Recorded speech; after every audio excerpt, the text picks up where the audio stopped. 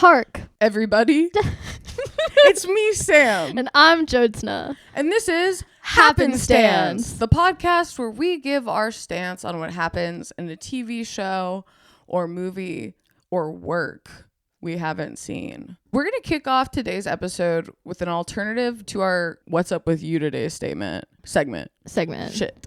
For our classic, I was being too verbose. Okay. I gotta keep it realer, guys. Sorry. Yeah. We haven't recorded in a minute. Mm-hmm. To be honest, we've been doing backlog.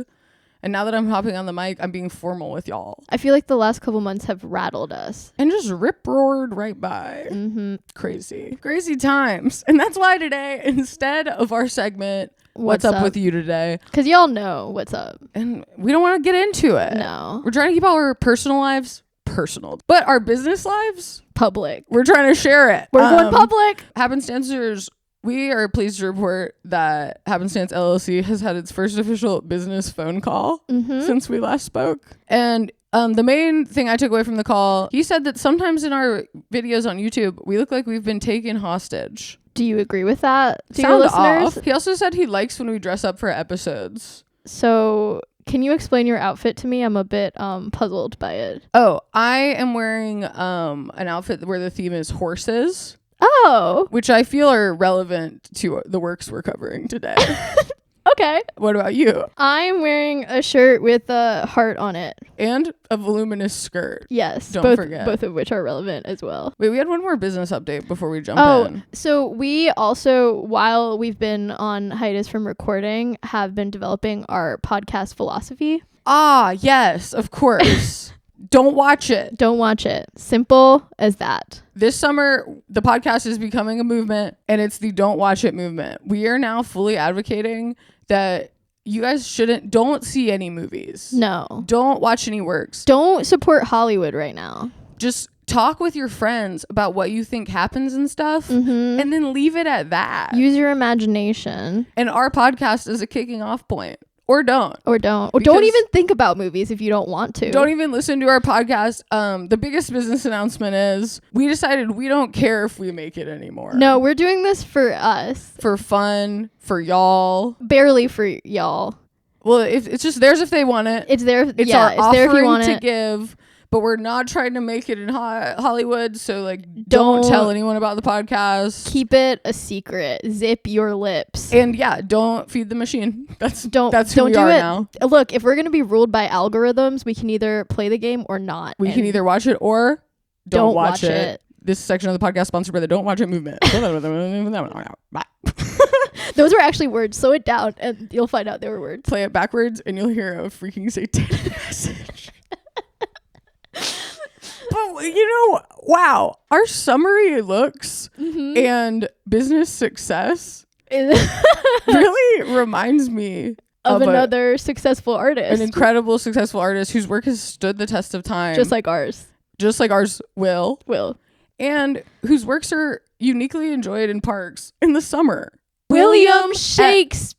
Oh, yeah, okay. William Shakespeare. Happenstance. I had the urge to say William S. Shakespeare. Is that even real at all? What do you think the S stands for? Scripts. But the S came to me organically. I was like, oh, as everyone knows, William S. Shakespeare. It's like Jesus H. Christ. Yeah. William Sam Gibson Shakespeare. He is me. And today that's true.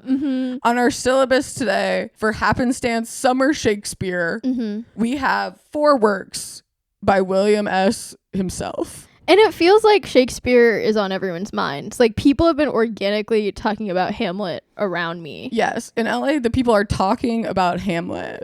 So there's a new production of Hamlet at the Center Theater. And apparently calling them out. Apparently it's bad. Names. Yeah, apparently it's bad. I think that's tea, actually. I think that's really exciting that there could be a bad production of Shakespeare. I think it's good if people are talking about the production, and even if that's via shitting on the production, I think that's good. That's behavior I'm encouraging. Yeah, it's you can watch it. You can watch theater and get involved enough emotionally to where you want to talk shit. I think that's actually ideal, and that's sort of the vibe that's now. Yeah, being present, live works. Yes, but if you just shit on the play in general, like, but it's not in a way that's gossipy and from the heart, I think that's bad because we have to support theater right now. True. But just so you know, we're doing the first one. Well, yeah. It's not, our movement is not about not engaging with art. It's about not engaging with the machine. Amen. And Hamlet, someone at a pool party told us recently that this Hamlet starts as real Hamlet and then it becomes a commentary on the play itself, but they're still the characters in the play. They change it to modern language. Oh, yeah. Like the whole back part of the play They is do in bad modern. Gen Z speak. Yeah. Funny. Kind of made me want to go see it more. Yeah. And that's why you can't talk shit on theater from a place of respect. Yeah. Because they tried something. Yeah. And most movies these days not trying anything. And I'll be honest, not using enough Gen Z language. No. Let's let that happen. Right. Or if they are, it's like a 45-year-old man trying to do it and it's bad. Let the children speak. It's like he says in School of Rock where he's like, may the voices of the laughter of the children light our way or something. And I think Shakespeare would agree with that. Me too. Shakespeare, the Mike White of then. He so freaking was. A chiller. Always making dick jokes. Chicken trips. Did you ever see Shakespeare in Love? Yeah. What do you think about that? Is any of that true? No, definitely not. But I thought he was really hot in that movie. I kind of love whenever they make movies about like some author and it's just fan fiction, but it's art somehow. And they make the author sexy because famously authors write movies. Yes. Like authors write things. So then they want to show writers as being like so sexy and cool. And when has a writer ever been sexy and cool? Wait, can I just say one more thing about Shakespeare? All right. His wife's name is Anne Hathaway. Oh, yeah. And I've seen an Instagram scroll through of her face compared to a painting of his wife, and it looks really accurate. And the guy she's married now has like English lineage, and then they put a picture of him by some drawing of Shakespeare, and we're like, guys, it's them. They're reincarnated. They're freaking carnated. Wow. So that's funny to be reincarnated but have the same name and face. I don't think it works like that. No, I don't think so at all. You can become like a blade of grass or a pug. You're not going to become Anne Hathaway again with the same haircut. Sorry, Shakespeare, Anne Hathaway reincarnation truthers. We're not on your side on this pod. No, but I love that engagement with the theatre. Right, and I'm listening. Yeah, we hear you. We hear you. We hear you. I don't know what to say lately at all, so I've just started saying, I hear ya. I hear that. Heard. Yeah. And then I realize I'm doing it like 7 to 10 times per 5-minute conversation and wonder if other people notice or like, that's the bare minimum. Do people bitch. care? I don't think they care. I get self-conscious, but I think people are like, what else are you going to say? You know, I hear ya. I think they're feeling cool. I don't know what you'd say back, but it's like that old was it the Verizon commercial? Can you hear me now? Can you hear me now? Yeah, that's actually that resonated because all talking is sort of actually that question. Yeah. So good on them. Maybe talking is just about checking the signal. It is. Literally, that's like communication 101 is like, can you hear me? I can hear you. Can you hear me? I can hear you. And on this podcast, we're pro that. That's what we're kind of doing here. All right, now. Enough freaking funny business. This is summer school and it's time to get started. Yes, Professor. I feel like I'm acting like RuPaul. It's summer school and it's time to get started. Or you're acting like the cool mom from Mean Girls or whatever. Excellent. Today on our syllabus, we are going to be talking about Othello, The Tempest, As You Like It, and Macbeth. We don't have that much prior knowledge of these. No. And like both of us have like some Shakespeare knowledge in general though. Yeah, but like pretty min.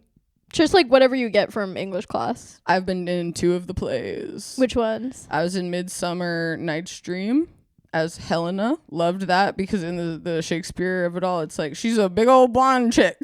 And they were like, we ding, know. Ding. I walked in the door. I saw their eyes alight. I said, okay, I'm a lead this summer. That was Shakespeare in the Park. And then the summer after that, this is in my hometown, I was in the one with all the weddings. It has a name that's like similar to As You Like It, but it's not that. Much Ado About Nothing. Much Ado About Nothing. I like that one. Okay, get this. I did a video audition for that one, and they assigned me the role of someone called the Fat Friar.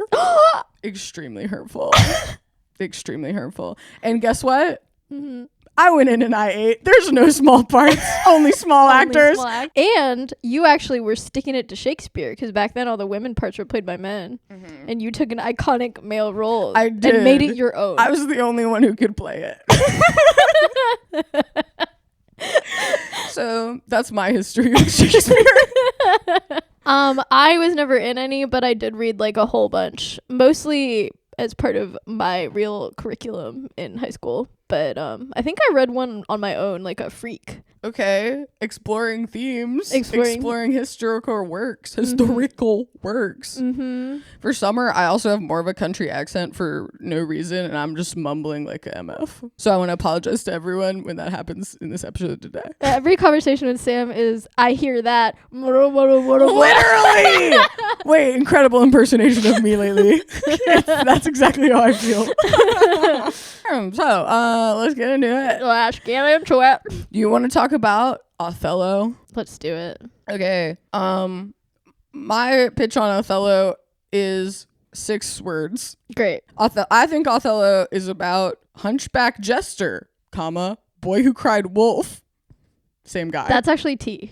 Thank you. That's actually true, I think. Wait, that's true? I think so. Which part? Both? I think both. I think Othello is about like some kind of lordly character, Othello, and then he has like a little weird little pervert guy sidekick. Okay. Who is like feeding him lies about his wife cheating on him, and then he kills her. I think Wait, that's the what king it's about. kills the wife, or Yeah. Othello kills the or Othello kills his wife because the little pervert little guy tells him to. I'm already having trouble here because it seems like the little pervert's the thrust of the plot, so naturally I assume that was Othello because I believe. No, his name's Iago, I think. Oh, feel like I do have a vague recollection of that character. Okay, awesome. Boy Who Cried Wolf, though, isn't about telling lies and then someone kills his wife. It's about telling lies and then no one believes you and you tell the truth. Yeah. That was a heater. That was a moral parable that was really getting to me. Back then, stories meant something. They did. That's why we're putting on a summer production of The Boy Who Cried Wolf, an original script by us, in our yard soon. And Hank's gonna be the wolf. Oh, awesome. Okay, I'm gonna be the wolf tamer, like they had in like TV shows before the 2000s. I'm gonna wear a safari outfit and be like, he's dangerous. He's dangerous in the middle of the play. I'll cry wolf. I'll do that. You're gonna be the boy. I'll be the boy. Hank can eat me at the end. Okay, awesome. It's a 3-person play, and we'll let you know when it premieres.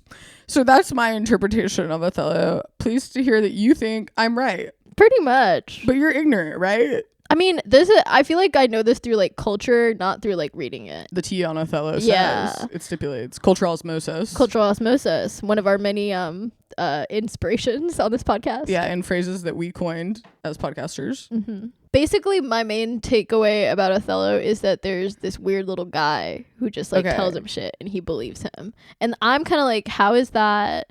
Like, is Othello just like stupid as fuck? Is it more about this guy actually, like you said? What is this guy's motivation? I don't know any of those things. I think the royals in these works are always stupid as fuck, and that's sort of cultural commentary and punching up via Shakespeare. Yeah, but they're also artist class is like trashy. Right. But they're also like tragic figures, and we're supposed to like be like, oh, yeah, if only Othello could see the truth. But I think though, isn't like the reason you crafted plays in the Shakespeare day and age so some rich guy would like pay you to do it on the lawn and then the town would come, so you have to make it about your target audience so they're like interested. Mm-hmm. You can't be what you can't see. A freaking medieval king or something. Right. And I feel like Shakespeare probably thinks of himself as a weird little guy who all writers do. Yeah. That's how writers are really acting. Yeah. Yeah. But then usually in Shakespeare's play, whenever there's a tragedy, the real tragedy is that the woman gets slaughtered for no reason. Bummer. That is a tragedy. Mm-hmm. But it's also where the tragedy we're exploring more is Jen's to be like how the guy feels about that. Yeah. Totally. And he's usually like, oh, woe is me. Would it not be better if I took my own life? And then he does. Fair. Fair response, pretty bad. Gotta hand it to the guy seeming tragic. All right, should we see if we're right? Yeah, okay. Do you have any happenstancer flourishes? Like, like my own little... Yeah. Okay, give us the stance. I want there to be another prince who is like the guy that Othello thinks that his wife might be cheating with, who's like so hot. Like just such a like fucking beefcake. He rocks.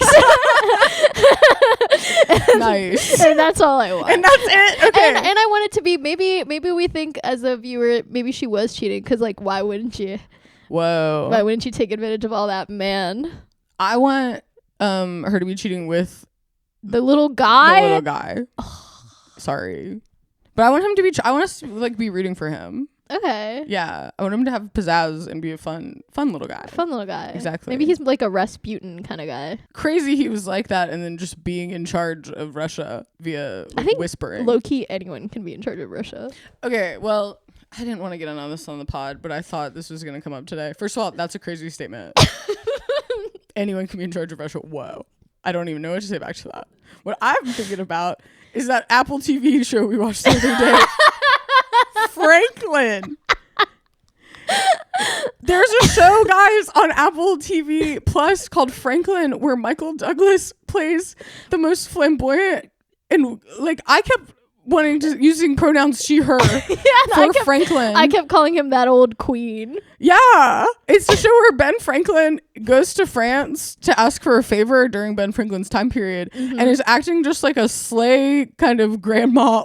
Old queen. He just looks like a grandma too in every and single acts scene. like and has grandma type once. He's always wearing furs and being catty. Yeah, a big thrust of the episode is like, what is Ben Franklin gonna wear to the dinner? Yeah. It better slay. And then it does. Of course it freaking does, because it's freaking Mrs. Franklin. Mrs. Benjamin Franklin. Mrs. Benjamin Franklin, played by Michael Douglas on Apple TV Plus. So I just wanted to bring that up because I feel like Ben Franklin was revealed to me in this TV show to also be a Rasputin character. Yes. Yeah, where you have to just kind of be flamboyant and party rock and confident. Yeah. And then you can lead a nation. But also both of us did say that lately we feel like Ben Franklin. Totally. Check in on the show and see if you do too. Let us know in the comments. But from what I saw of an episode and perhaps a half of Franklin, oh no, is that he seemed to have a positive attitude. But also he was like beleaguered. But he's seen it all. He's seen it all, honey. And it's like, he's like, ugh, everyone thinks I invented electricity. Pfft. They don't even know the real me. Yeah. Yeah. Awesome.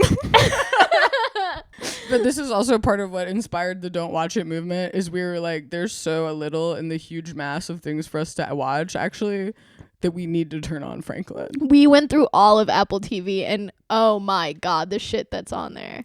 Insane. Insaner than Franklin. Well, because it's all like you said, like the most A-list of the A-list actors starring in something ridiculously high budget with like a crazy sci-fi concept, and no one watches any of these shows. No one's heard of it. Who's the guy who's in charge of Apple now? Tim Cook. I feel like that's what he likes. I literally feel like it's a direct that's what he likes. Maybe he's Apple challenging. HQ. He's trying to create his own Don't Watch movement where he creates an incredibly tempting product and he doesn't even let you know that it exists, and it's probably bad. Don't watch it. Don't watch it. All right, but back to something freaking grounded. Othello. Here is the reveal. Set in Venice, the play depicts the Moorish military commander Othello as he is manipulated by his ensign, Iago. Gotcha, you got it. Into suspecting his wife Desdemona of infidelity. Okay, that's literally exactly what you said. How does it end though? I'm skimming. I'm seeing that one of Iago's top moves is getting people drunk and then manipulating them. Just wanted to throw a heads up. That still works. And that's what Ben Franklin's up to too. Ben Franklin was doing that.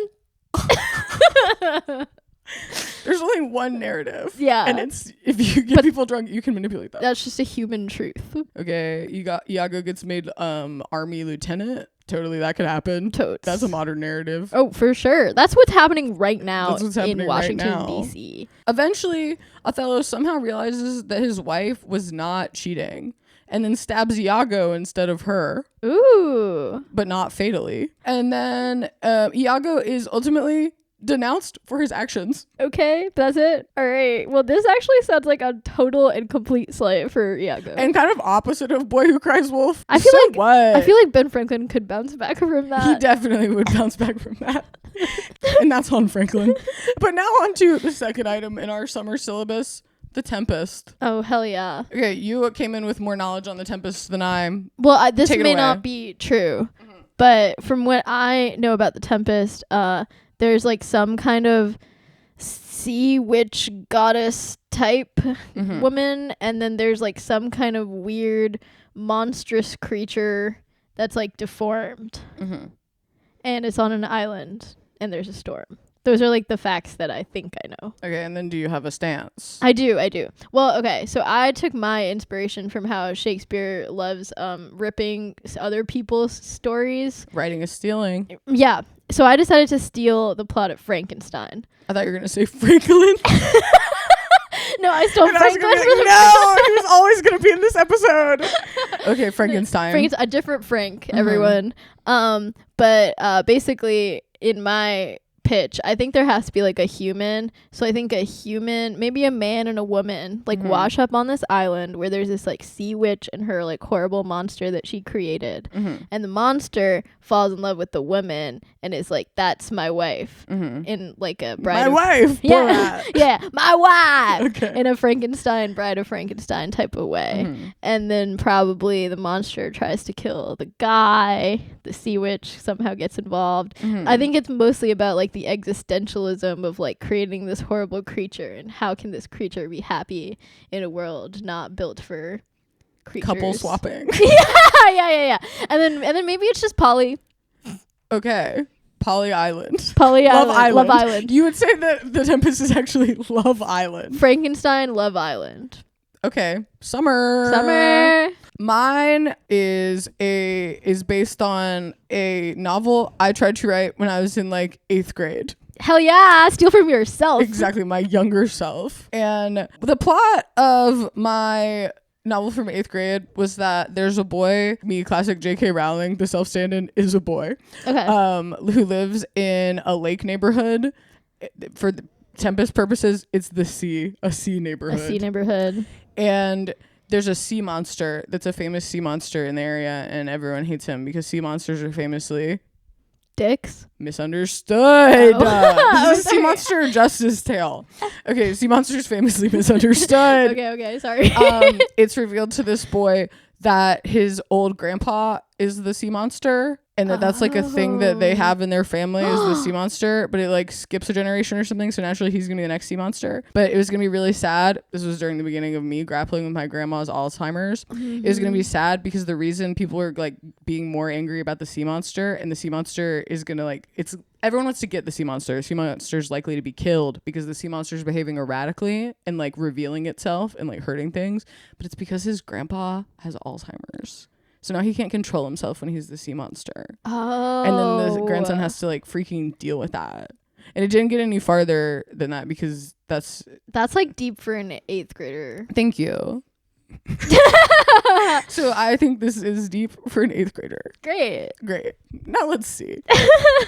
In my fantasy, it's sort of one of those things where me and William Shakespeare organically came up with the same idea. But would Shakespeare wouldn't call it Alzheimer's, he'd call it like the madness. Yeah, or something longer. And he might say it in like 4 different ways throughout the play. Spelled differently. And it could be just different phrases, like a turn of the mind away from the bright day, or like an itch in the temples that spread through the soul of a man. The rotting of the mind like a fruit on a summer's day. And then historians later would be like, and that was Alzheimer's. Oh my God. And that was freaking Alzheimer's. I got chills. Thank you. All right, let's see what's going on. The Tempest. The first scene takes place on a ship during a tempest. Classic. Which is the big storm. The rest takes place on a remote island where Prospero, a magician... I'm listening. I didn't know there's a magician in this. Me neither. Okay, but like weird group hanging out. Prospero, a magician, lives with his daughter, Miranda, and 2 servants. Caliban, a savage monster figure, and Ariel, an airy spirit. Okay, I think I was thinking of the servants when Of course. But I did not realize there's a magician involved. Yes, it's a single dad magician. Okay. His daughter. Yeah. And then the help, who are both creatures. This is feeling like Howl's Moving Castle or something. What the hell? Yeah. Also, I'm sure he's the first to think this up, or at least is getting the credit. But to name your airy spirit Ariel, Shakespeare, have a second idea. You know what I mean? It feels a little on the nose, but then it's like... That's what Disney did. But she's in the ocean. But they probably named her after this bitch, no? Yeah, but then it's like, why would you do that if her whole thing is that she can't breathe Ariel, she breathes ocean. And that's the thrust of the oceal. So I don't have a conclusion on that. And for some reason, even though I'm mad at Shakespeare for naming an airy fairy Ariel, I'm also mad at Disney for not naming an ocean girl Oceal. Look, people are complicated and they have complicated opinions that sometimes don't mesh together. Thank you. I'm telling the readers. I'm not telling, or the listeners. Mm-hmm. I'm just saying thank you for saying that towards me. And I was calling back to when earlier I said thank you, and it was sort of a funny beat, I think. So the highlights of the play, what would sort of be in the play trailer, aka the first paragraph of Wikipedia, say that the play contains music and songs that invoke the spirit of enchantment on the island.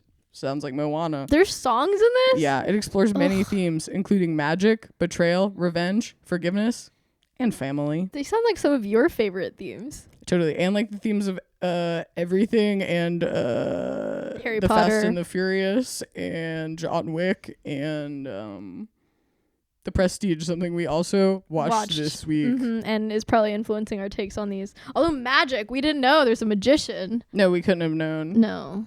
I didn't even know magic went back that far. I thought this was when we had real authentic magic. That's I think he's a magician like that. He's an authentic magician. Yeah. Such as the guy from The Illusionist rather than the men. We also tried to watch The Illusionist, but it was too bad and no one was hot. Okay, so the magician is having drama with his compatriots, just like in The Prestige. Mm-hmm. He is having so much drama between his treacherous brother and a gifted sorcerer that he flees on a boat with his infant daughter. Oh. And hits that remote island. So, okay. The Tempest was actually incidental. This is just an origin story for how he ended up on the island with these weird guys. Yeah, but it's not addressing how he's a single dad. Sometimes you're like that. Also, women were dying like crazy back then. See, that's what I hate that. I wish she could have left. I wish she could have left. She left to travel the world and fuck hot dudes. Yeah, she went out for cigarettes and bailed. But now Miranda's on this island with a single dad magician, so that's kind of tough. I don't trust magicians to take care of children. Or anyone. This magician's a dick. He rolls up on the island, immediately colonizes the island's only inhabitant, Caliban, and enlists him to be their like security guy. The weird little monster guy? Yes. And then frees the spirit Ariel, I guess from the freaking air, and then binds him into servitude. And Ariel's a man. Miranda's the only girl in this. Unbelievable. But then a ship carrying his brother that he has beef with? Yes, passes nearby. Okay, so he didn't go far enough away. How small is this ocean? They're just they're in the Gulf or something. Okay. They're calling it an ocean, but this is clearly happening in like a Gulf at best.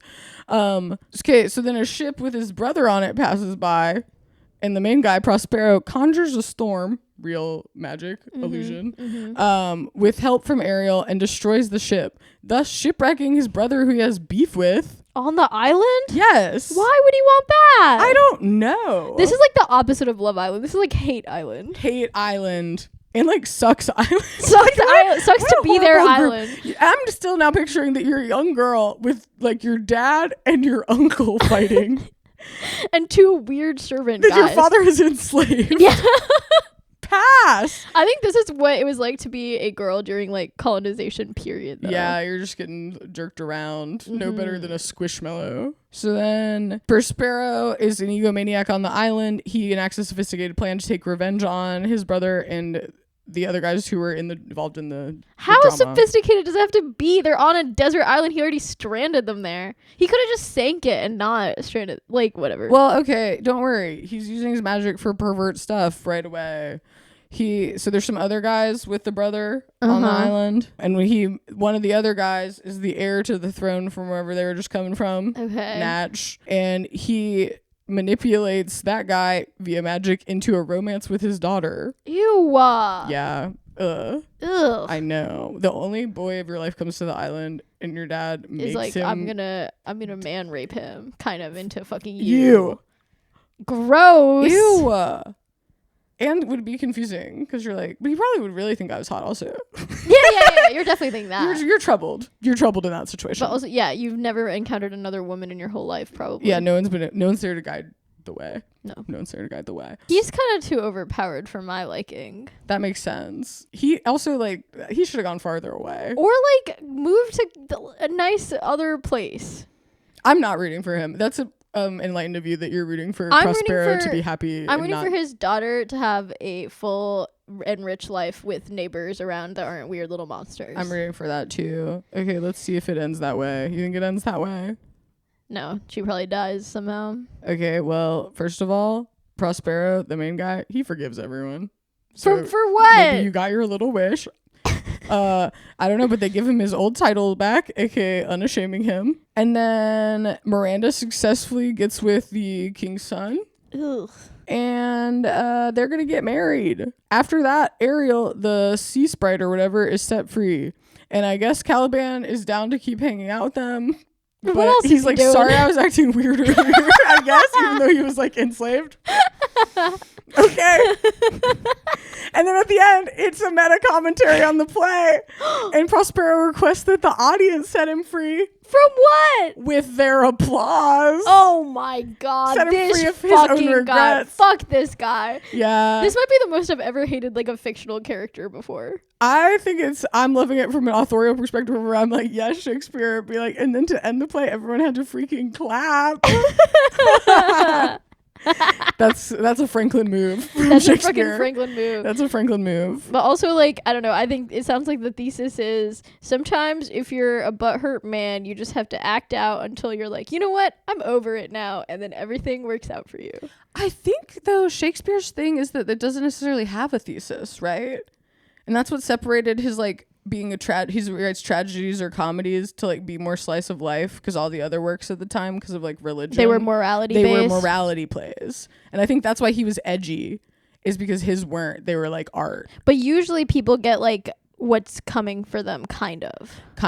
But also people just be killing themselves left and right. I know. Because they're, like, tortured, though. Yeah. And he's not. He's, and like, that's fine. more morally gray. But it is interesting because most people who are tortured, like, die at the end of his plays. And in this one, he's, like, tortured at the beginning. And then he's like, actually, I'm chilling now. Clap for me, everyone. Well, I think that's also because these plays were written for, like, royal people's, like, consumption. They wanted happy endings in the same way that you told me the other day the good people at Apple TV Plus requested that all their shows end on a positive note. I think the Kings did that to Shakespeare too. And then I think him getting them to make him clap in a way that's like flop at the end is actually him, to borrow a term from him, thumbing his nose at the establishment. I might have totally pulled that out of my ass because I'm like, Sam, what are your sources? But I feel like they were there at some point. Well, it's true that his tragedies were the ones that he wanted to write, but like no one really enjoyed. They were like not the crowd favorites at all. Yeah. So Othello and the Tempest, not crowd favorites. Probably not, for real. They're bummers. Yeah, they're bummers. But they unhappy with like a shoehorn at the end still. Not Hamlet, I don't think. I don't know. That wasn't on the syllabus today. You're right. That's not on the syllabus You're right. today. Look, we only have one day of class, so we need to stay to the syllabus. Yeah, fine. And we have to keep rolling with As You Like It. This one has the sexiest name. It's like what As You Wish. Who's that? Is that the Holes guy? No, I can fix that. I can fix that. It is though, like, I can fix Wait, that. As You Wish is the Princess Bride guy. Okay, I'm detecting a theme. Everyone loves a man who acquiesces. Or I was thinking it's like handles things. Sure, but also like is at your beck and call. True. I will handle this for you, sis, or girl rather. Girl sexual, sis is sisterly. My lady. Milady. Milady. We love guys who say milady. We love that. Don't tell anyone about this podcast, but tell everyone that. We love guys who say milady. Okay, what you got for As You Like It? Okay. I think usually in like comedies, or like romantic comedy type things, which I think this is, the whole plot revolves around the woman being a bitch or like sassy. Yeah. And then the guy has to like tame her. Okay. And I think the girl's name is Rosalind, but I don't know where I'm getting that from. That seems true. And I think probably they're all noble people of various kinds. Rosalind is like I'm not getting married because I don't like any men type. And then along comes this guy who is just kind of, he can take it. He can handle her shit. Okay, universal story. And probably there's some kind of weird swap where like they have to disguise themselves as like other old people yeah. or witches or unhoused or people of the opposite gender. Or each other's siblings, some kind of thing. Yeah. Okay, my thoughts on this is that it's, I think, based on, there's a 90s romance movie based on this. Like I believe it. Yeah. Me too. And I'm like, it has Hugh Grant in it. Is it just called As You Like It, or is it called something else? I think it's called something else. And what I want it to be, because again, stealing, is Notting Hill. The plot of which I don't think can be a Shakespeare play. No. Because it's about a movie star finding refuge in Hugh Grant's bookstore and going to like a nice dinner where she doesn't have to freaking act like a movie star. Mm-hmm. But this famously couldn't be a Shakespeare play because they didn't have movies. But it could be a theater star. But that can't be a woman. You're right. The socialite of renown. A socialite of renown. Okay, so it's sort of more written as a gossip column. Or like the princess and the pauper or whatever, when she pretends to be poor. Mm-hmm. She's a princess. Oh, that could definitely be what Notting Hill is about. All right, so ding ding ding, it's Notting Hill. I'm right. All right. I like Notting Hill because Julia Roberts makes the speech to Hugh Grant at the end, and I think that feels true about like in their power dynamic, despite it not being the typical gender move. She's like, I'm just a girl standing in front of a boy asking him to love her or whatever, and she says it. Oh, so you think Rosalind might say that? Yeah, I think she's empowered. As You Like It. That is giving empowered woman. Yes. And like, come into my bookshop. You can come in my bookshop as you like it. Like, yeah. Yeah. It's polite. It's polite. It's good hosting. He makes dinner for her, and that is this dinner. Da da da. As you like it. As you like Queen. it. Yeah. All right. Do you want me to do this one? Okay, sure. Okay. First of all, this is a pastoral comedy. Let's apparently. go. Rural. As You Like It follows its heroine Rosalind. Nailing it. As she flees persecution in her uncle's court, accompanied by her cousin Celia, to find safety and eventually love in the forest of Arden. Is it literally Notting Hill? Except they cut Celia because it's a movie? Well, let's see. I want to see if there's a list of adaptations at the end or whatever. Sure. Okay. It's just crazy how that structure though does work. Yeah. Okay. So basically, there's been a coup, where like the younger brother took over for the older brother. Okay. And the older brother's daughter, Rosalind, is allowed to stay at court because she's besties with the younger brother's daughter, Celia.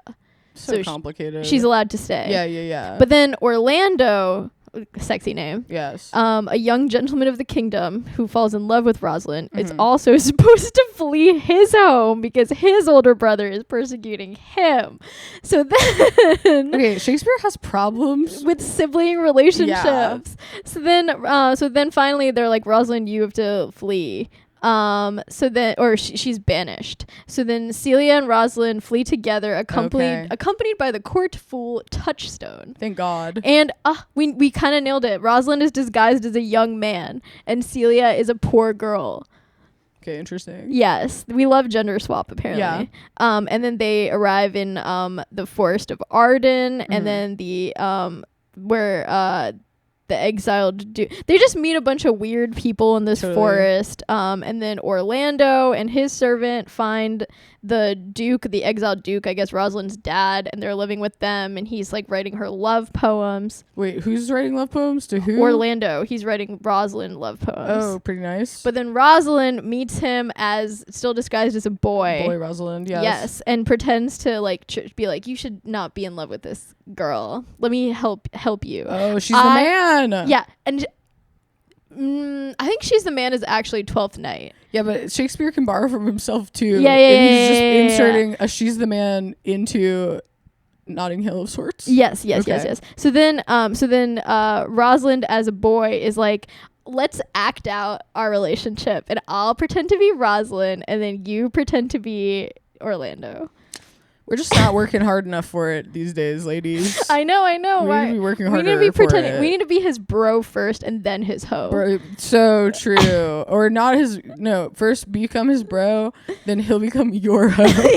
Yeah. We're becoming a femcel podcast.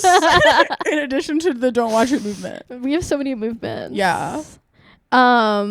blah blah blah. Totally. There's so much random shit. Orlando saves, I like what you've highlighted though. This is sounding good to me. Orlando saves his own brother who hates him from a lioness.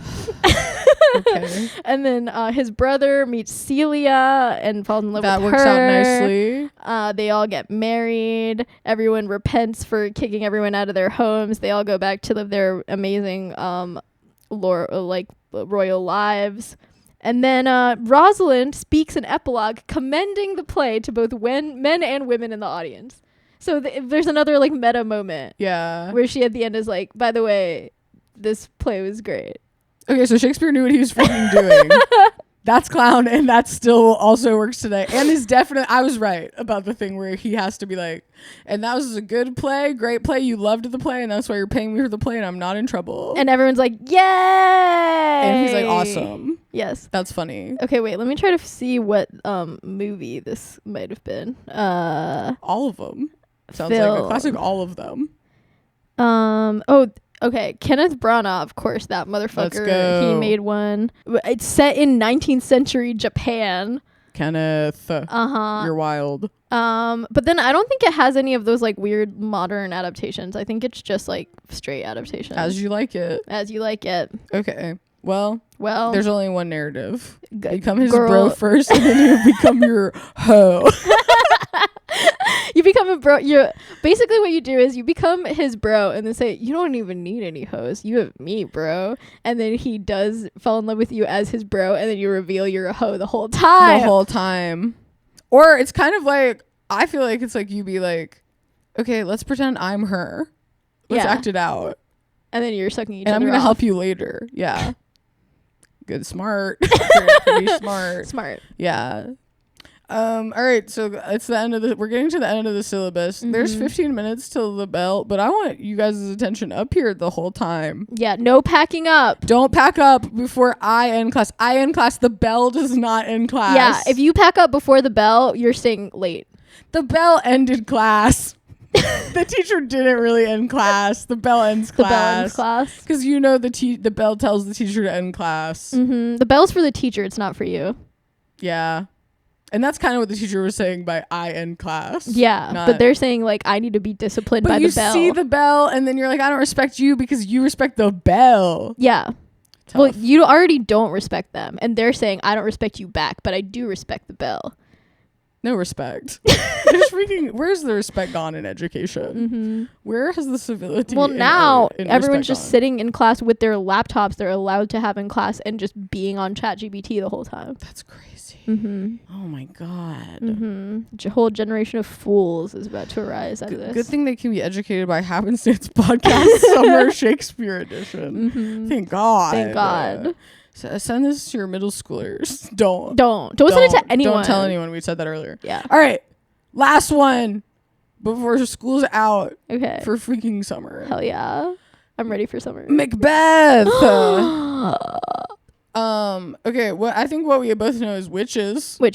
King. Wife? Question mark. Lady Macbeth. Yes. Okay. She's a big deal in this one. I think the king and his wife, Lady Macbeth, are having some sort of marital strife. And maybe it's because of like the king being like, should I freaking go to war or not? And I think it's like that the king and queen's marital strife are having negative effects on the whole town. Because whenever you just like you can bring work home with you, you can bring your home to work to the kingdom. You can bring your home to the kingdom. Yeah, exactly. That's what I feel like spillover is happening right now in American politics. It's what's always been happening in all politics, honey. And that's what Shakespeare is supposed to teach us. And people are like, actually, just like in the sort of scenario I created where we're waiting on the final bell before school gets out for summer. People are like, it's summer and we need to get our summer on and have a nice time. But the kingdom's sucking right now. Yeah. Because the king and his wife are fighting.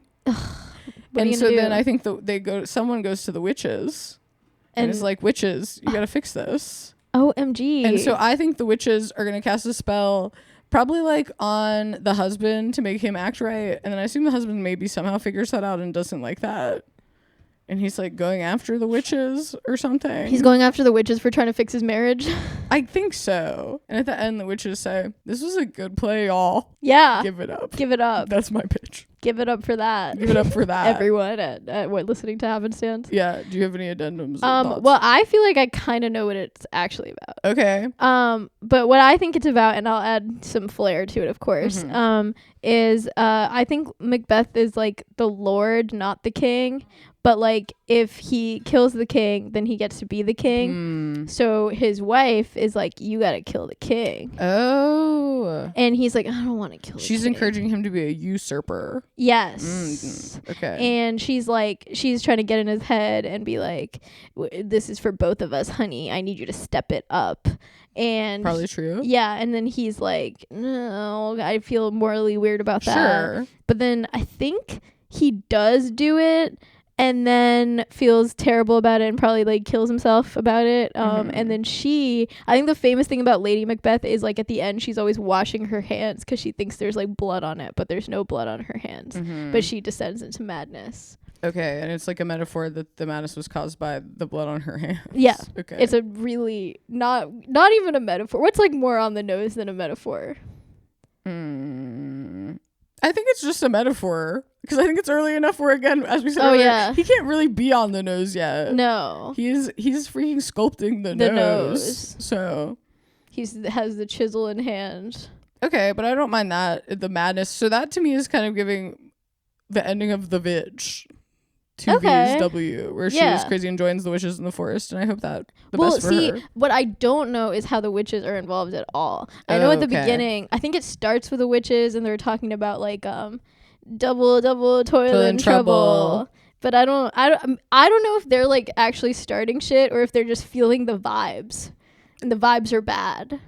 I'm gonna say, based on just the phrase double toil and trouble, that there's already toil and trouble. And they're doing a spell to double it.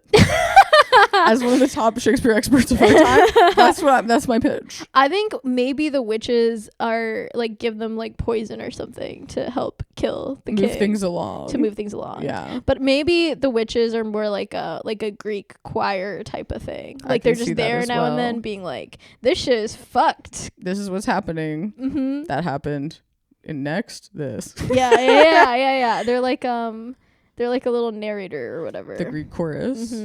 Why is it called the Greek chorus? Did the Greeks invent it and then Shakespeare used it too? Or did Shakespeare be like, the chorus has to be Greek? I don't know if the Shakespeare ever used it, to be honest. I know the Greeks used it. Let's open the laptop and see. Let's see. I'm anxious. I have swim lessons. Yeah. That I'm taking, not teaching. And the bell's gonna happen at any second. Any second now. Okay. Okay. Actually, this is fun. So brave Scottish general named Macbeth. Scottish. Whoa. Fun. Receives a prophecy from the witches that one day he will be the king of Scotland. I see. Sure.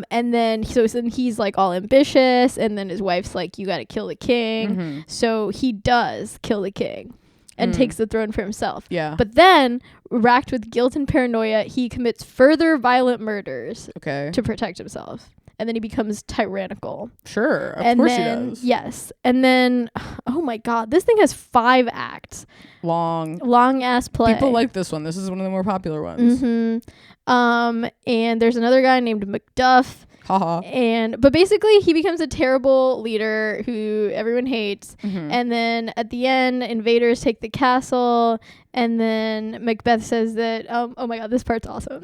Okay. So apparently part of this prophecy is that Macbeth can't be defeated by one of woman born.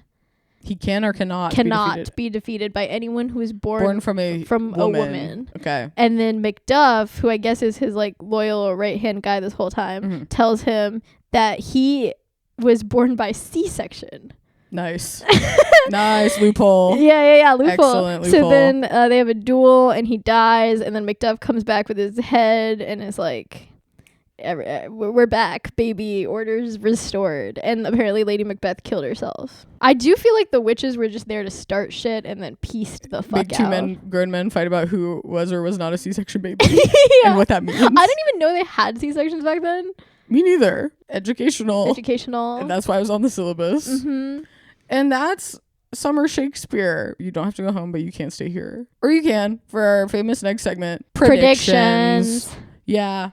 It's time for predictions, where we just predict something that's going to happen. And I would say probably inspired by our watching of Franklin and the Prestige. But I feel like these both have the ring of truth. I think they portend. Yes. They definitely portend. My prediction is that I think tricorn hats are coming back. Mm-hmm. I think revolutionary looks are coming back. Look, we already did the 80s. We did the 90s. We did the 60s. Next one, we're going to go all the way back. I saw an Instagram infographic that said right now we're doing, what was it, Renaissance Y2K or medieval Y2K. So why not? I want it to be revolutionary fashion indie sleeves. Okay, what does that mean to you? Like you're wearing skinny jeans and looking like a Tumblr person, but in a tricorn hat. Okay. You can pick the items if you're choosing low ponytail, white powdered wig for sure. Band t-shirt. Yeah. Band t-shirt, powdered wig, funny. I don't think we've done that yet. No. And I think that as fashion continues to evolve, that's where it's going, is just what are combos we haven't done yet. Yeah. Because how else is it going to stay new? It probably won't. No. And the whole idea of fashion anyway is like made up. And we'll probably eventually break down and just go back to what you're wearing, you know? It's just what you're wearing. But maybe one day we'll live in a world where a man dressed like a Silver Lake 70s mustache having guy can coexist with another man in a tricorn hat. Paul Revere looking ass. And no one will even bat an eye because that's what our society will look like. We're definitely close. So that's my fashion prediction, which I'm realizing a lot of my predictions are about fashion, random, because I don't care about that. Yeah. But I think it's kind of a safe bet because like almost all of those things will probably happen at some point. Like, it would be insane if we never re-entered a tricorn hat era. It would be insane. Like, you heard it here first. It would be insane. Insane. We have like 1 billion years before the heat death of the universe. And sure, I don't know how long humanity is going to last. But it would be literally, what an elegant design to never return. The tricorn can happen. It doesn't have to be on a human head. Okay. Say yours. I don't want to say anything more about that. No, because that just sent shivers down my spine. Yeah, I didn't need to say anything else. I sensed that. Mine is, and this is a kind of a sad one, okay, but I think urchins are gonna be back. Yeah. And you're saying like in America or like in London? Because I think there are urchins other places. By urchins, we mean begging children, essentially. Yeah. I think urchins are going to be everywhere to the point where like we kind of just like cross the street to avoid them the way that we do like normal homeless people. So sad. But normally you mean adult. Yeah. I hope not. Maybe the falling birth rates or whatever will help that not be the case. Or we'll love that there's urchins around because we're like, yes, children. Okay, so sight for sore eyes. It's urchins, but a different vibe. yeah. We're celebrating the urchins. Can an urchin also be like a flower that grows on the coral? You know, instead of like a sea urchin. A growth? Yeah. Okay, fine. Coral reefs are safe now. Okay, I wasn't asking for that, but I hope that's true. I hope that additional bonus prediction is true. Yeah, children are going to be begging on the streets, but the coral reefs, they're going to be doing great. Okay, and maybe maybe the children are getting feted.